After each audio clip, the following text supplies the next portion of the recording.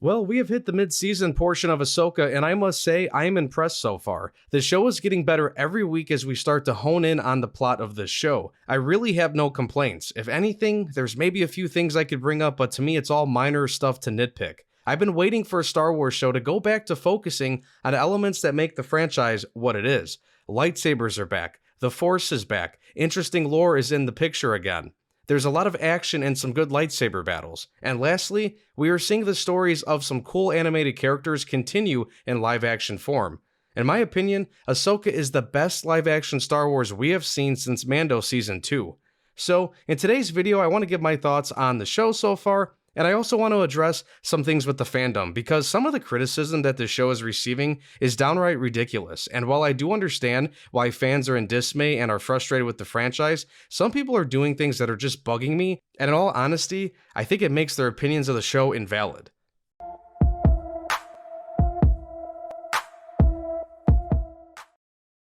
I firmly stand by what I just said about Ahsoka. This is the best Star Wars we have seen in a while. Last year was rough for Star Wars. We had 3 controversial shows in the past year or so: The Book of Boba, Kenobi, Mando Season 3. Andor was good in terms of story and production quality, but I don't think it's the best show out there like many claim when it comes to key Star Wars elements. I did like the show, but I will take Ahsoka any day of the week over Andor. I'll start by talking about some of the stuff I like, and then I'll focus on nitpicking and how weird the fanbase has been about the show. While some people say the show had a slow start, I actually think it was a pretty good start. I really enjoyed the opening scene with Baylan and Shin. You know, Star Wars does a good job with scenes featuring villains in hallways. I think the casting choices have been great, everyone is performing well, the writing is solid. I personally think most things make sense in this story, and there's been no cheesy dialogue. And, you know, the characters, both old and new, are very compelling. I am really enjoying Baylan and Shin. I do hope we learn more about them. We are slowly learning more and more about them, or specifically Baylan, and there's definitely some kind of animosity between Shin and Morgan. Even Morgan is intriguing, and she's basically just been walking around giving orders, but she's also a Night Sister, and we have seen her use some magic. And how about the ending of episode 4? Seeing Anakin and Ahsoka together in live action for the first time ever really did hit me in the feels. That was amazing. The production quality of this show is up there with the likes of Andor and The Mandalorian. There's many scenes that just flat out look and feel like you are watching a movie rather than a show. The camera work, the angles, the lighting, the effects, all of it looks good. I actually appreciate the fact that we are seeing the Force in action too, because sometimes that's the one aspect of combat we don't see much of in live action Star Wars. So seeing Force choking and pushing is pretty cool, and not just when they're trying to move a cup. Space dogfighting has been cool too. We've seen a little bit of that with Hera flying the ship and a little bit of dogfighting, but again, it's been an action-packed show so far, and I really do appreciate that. So yeah, we are seeing all the key elements of Star Wars in play here in the show, but what about the plot? I'm liking it so far. There's a lot that remains to be seen, but I don't see much wrong with it in regards to pacing or with any of the significant plot points that we have seen so far. It does not bother me that Sabine walked away after getting stabbed, because she was stabbed in the side. She was not stabbed in the chest, the heart, or the head. Also, she was rescued shortly after. Like, people don't realize Qui-Gon basically bled out because Maul and Obi-Wan continued to fight, so technically there was no emergency response time for him like Sabine. Also, everybody that says the lightsaber should fry her organs and stuff, okay, they've never done that in any movie or show or any piece of content. If a lightsaber is truly 25,000 degrees or whatever people are claiming it to be, and maybe it is in the details of the lore, I don't know, then how come nobody else is lighting up like a marshmallow in a fire pit? And here I am already ranting and rambling about the stuff I'm going to get to, but that's just a quick little preview. I personally had no issue with that. Sabine being trained as a Jedi does not bother me either, because she's not your typical Jedi. She may or may not have the Force. I'm assuming she will be getting Force abilities because it's just something that current day Star Wars writers would do. It is not the end of the world, because George Lucas, the lore master himself, has said before that every living being has some amount of the Force in them. And if the boss says so, then it is what it is. Also, Star Wars Theory is where I got this from. I like Star Wars Theory. I agree with a lot of his takes for the most part in regards to Disney Star Wars. However, it's been tough to see him so down and out about it lately, but he loves Ahsoka, so clearly something's going right here. And also, consider the time period. The Jedi are all but gone at this point, despite Luke setting up his school off in the distance somewhere else. Ahsoka is not a Jedi anymore, or at least not in the traditional sense. So this master-apprentice dynamic is something new and interesting. I'll get into the opinions of the fandom now, because a lot of what I am saying already and stuff I want to continue on talking about just really connects with, the opinions I don't agree with. And let me start off by saying these two things. One, I completely understand why there are many Star Wars fans who are frustrated with the franchise. I am one of them. But some fans out there just love to complain and force themselves to just not even attempt to enjoy or check out the new content. The second thing, I don't want to come off as a gatekeeper of Star Wars, but before you badmouth this show and its characters, make sure you are educated on the Rebels show, because people are complaining about things that literally come from being established in the story of Rebels.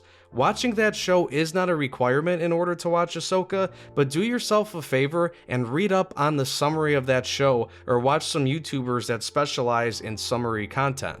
And since I am irritated, I will continue with my rant about the fandom. I think all your opinions of the show are almost invalid if all you are doing is watching TikToks and YouTube videos that are clearly just being made to bash something in the show. Is the show perfect? No. But there's nothing that is super controversial or really that bad to disown Star Wars over.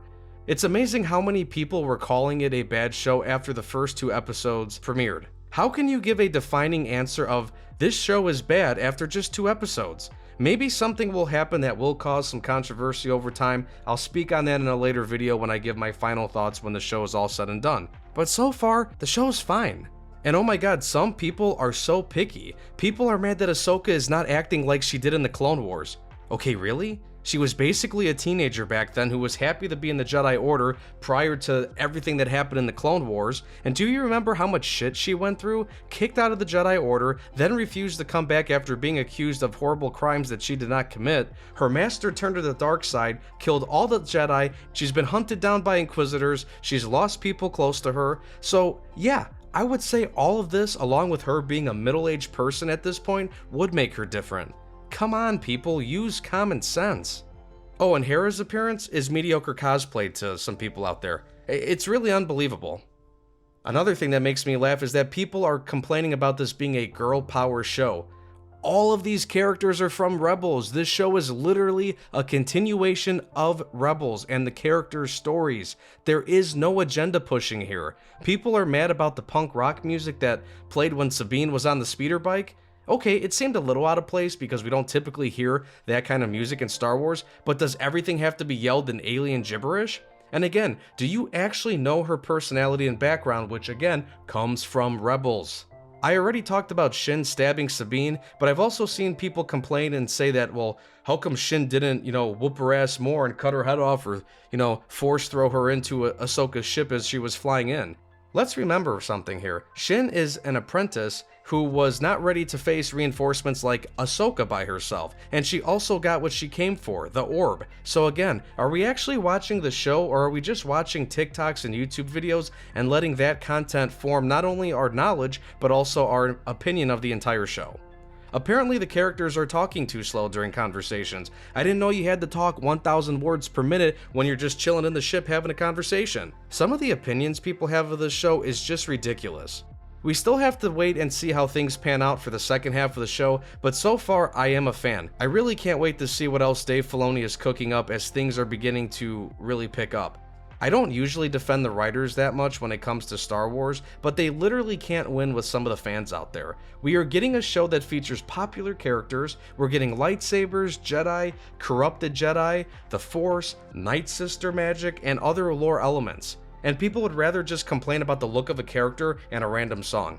And look, I get it, Star Wars does feel different these days. It's not always a great feeling. And sadly, it does have to do with the people that are running the show. Honestly, I wish there were 10 Dave Filonis working over there, because I truly think, at the moment, he's the only one that really gets Star Wars. I'm not trying to force my opinions into anyone's mindset. It's totally fine if you're not high on the show, or you don't like it at all, or if you're done with Star Wars, that's fine. But for the people out there that are negative about every little thing, and are taking it this far, and are just flat out unhappy with Star Wars, well, I guess you just need to stop being a fan altogether, because some of this is ridiculous.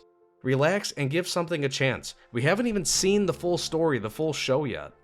I can't wait to see the comment section on this one, but let me know what you think. Thanks for watching, I do appreciate it. Be sure to like the video, subscribe for more. You can also find me on podcasting platforms, just search Analyze This Podcast. I'm also on X and TikTok, X at AnalyzeThis_YT, and TikTok at AnalyzeThis54_YT.